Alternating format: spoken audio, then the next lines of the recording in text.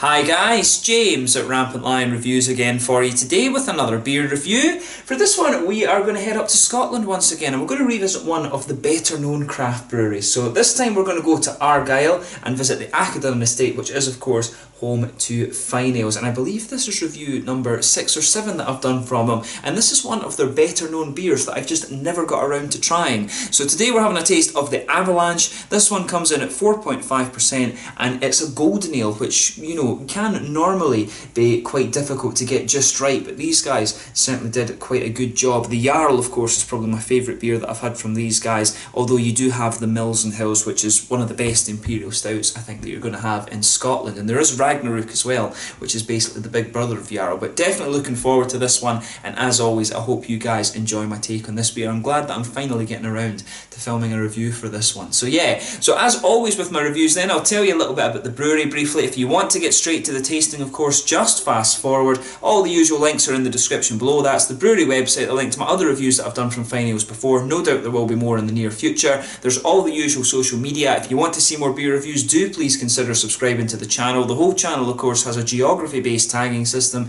so you can go into the home page and search for beer based on country, city or state, whatever it is you're interested in. Do check out the playlist of beers from different countries. There is one there for all the Scottish beers that I've reviewed for you before. That's constantly being added to, and as always please do get in touch and let me know what beers and breweries you guys would like to see me review. It's always great to hear from you guys that are watching the videos, and the support that you show the channel is hugely appreciated. So anyway, to tell you a little bit about Fyne Ales then.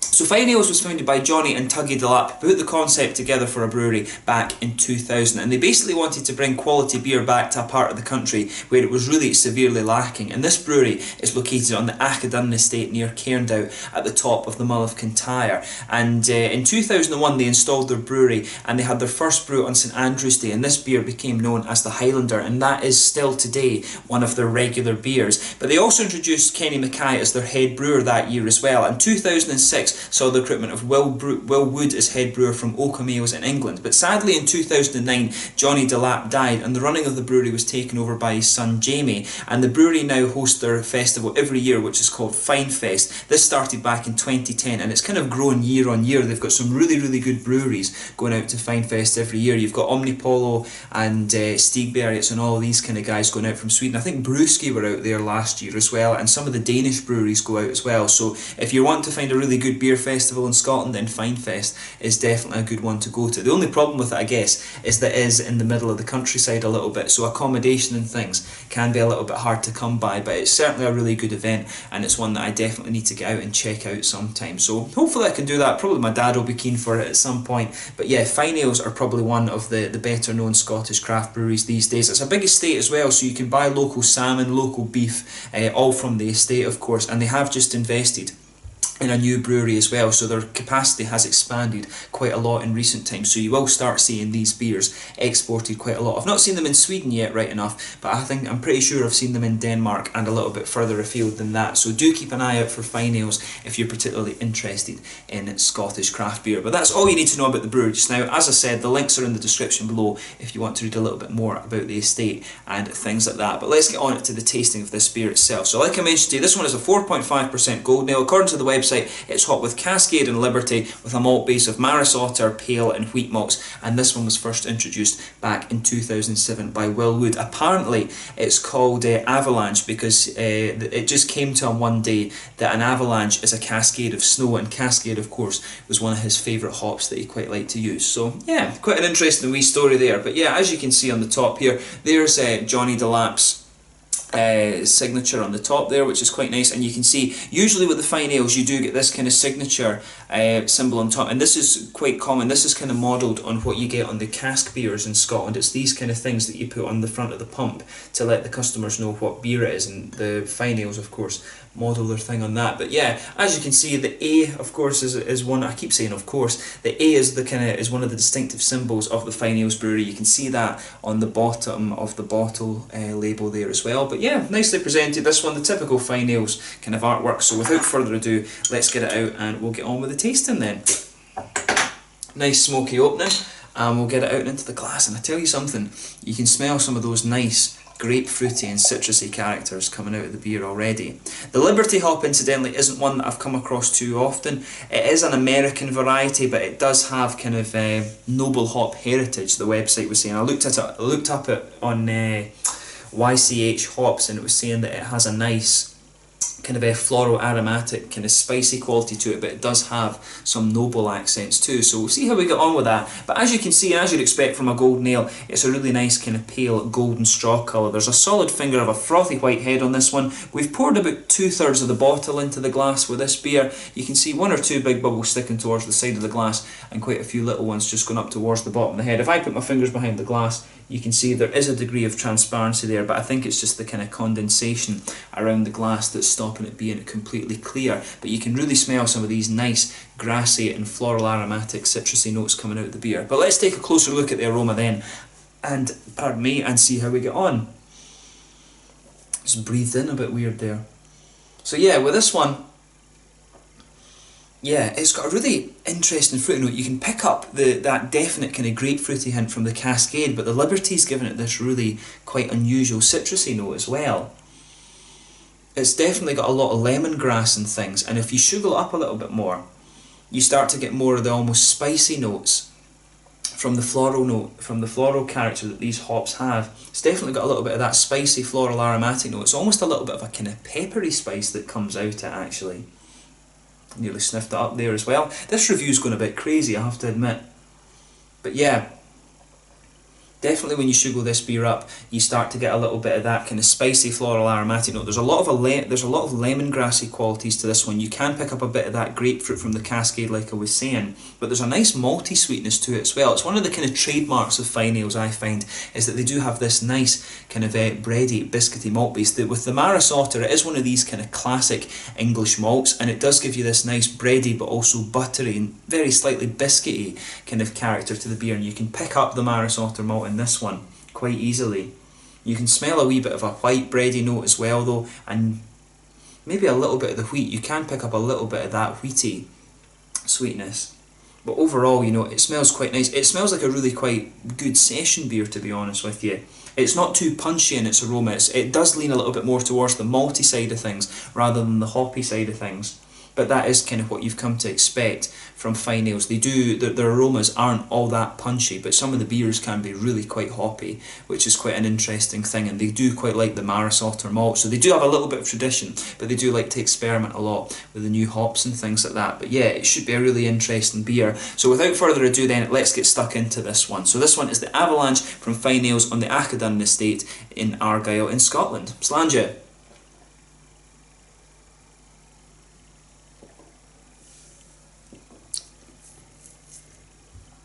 Yeah, I quite like that actually. First impression is that it's a really quite good session beer. It is a little bit maltier than the Jarl, I would say, right enough. They do say it is well hopped, but I certainly don't think it's as hoppy as the Jarl is.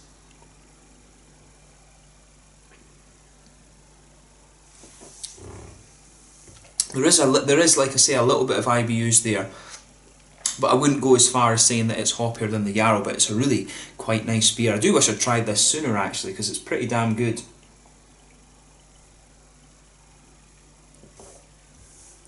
Yeah, really nice, easygoing session beer. And this is one of the things I really like about Fyne Ales. When it comes to their golden ales, and you do pick this up, the Jarl and the Ragnarok, if I'm remembering correctly, really use some of this Maris Otter malt as well. They do just have...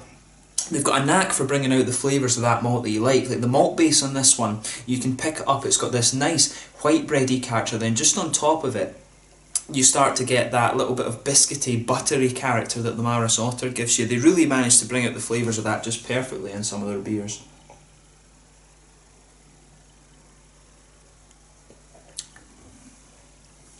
Yeah.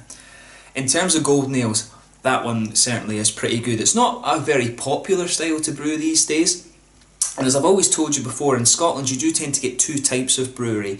You tend to get the ones that brew the new kind of wave American beers, the likes of Brewdog, Tempest, Fallen Brewing as well. Fallon Brewing, sorry, they do that sort of thing. Fyne Ales are actually one who kind of straddle the middle line a little bit. They do like to experiment with these new hops, and they do have some beers that are really like American styles, but they do like to brew the more traditional things as well. But they do the traditional things very, very well, I think. Like the Jarl, of course. It is kind of a paleo, but it is more leaning towards the kind of traditional golden ale style of thing. And this is another one that that kind of fits into that bracket too. This is one of these beers that kind of straddles the line between tradition and sort of new wave brewing, and they've done it really nicely. But yeah, as I was saying, the malt base in this, you get that nice white bready character there. You can feel some of the wheaty smoothness as well, but on top of that you get a little bit of buttery and kind of biscuity character as well. But it's it just all blends together really quite well. As the flavour progresses a bit more, you can feel some of these slightly cereally notes coming out. In the back corners of the palate you can pick up just a wee touch of earthiness, but as you come forward along the sides of the palate, there's a wee bit of herbal character there, and then on the very front corners of the tongue you do get a bit of that kind of spicy floral aromatic note, and round the very front curve of the palate, that's where some of these lemongrassy flavours coming out. But the whole beer, it's not punchy particularly in any one regard. Everything just kind of flows quite well with it. And that is, I think, what Fyne Ales do quite well. With these big half-litre beers, these are the more kind of traditional styles of beer that they do. The Mills and Hills, of course, is one of their more kind of new wave beers, and that's a brilliant, brilliant beer. And I do like that, how they can do the traditional ones well, but when they experiment with these new world beers, they do it pretty damn well as well. But yeah, that's nice. I certainly wouldn't hesitate to drink this one again, and it's got a really good balance to it. If you just go behind the front curve of the palate there, that's where you'll get that little oily bubble where these nice kind of fruity esters come out.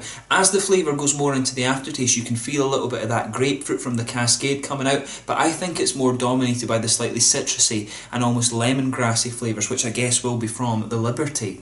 As I said, that's not a hop you come across too often, but the whole thing just blends together really well. The slightly cereally characters that you get in this one kind of build a good bridge with the kind of spiciness that the hop has, and then the citrusy notes go together quite well with the kind of buttery, bready sweetness that it has too. I mean, overall, it's just a really, really solid beer, and it's, in terms of a session ale, you know, you can't really ask for much more than that. As I said, the golden ale isn't such a popular style for brewers these days, but Fyne Ales have certainly kind of got a good knack with this one, and of course with the Jarl too. So yeah, if you get the chance to try this, then I recommend you have a go at it. It's a really quite nice beer.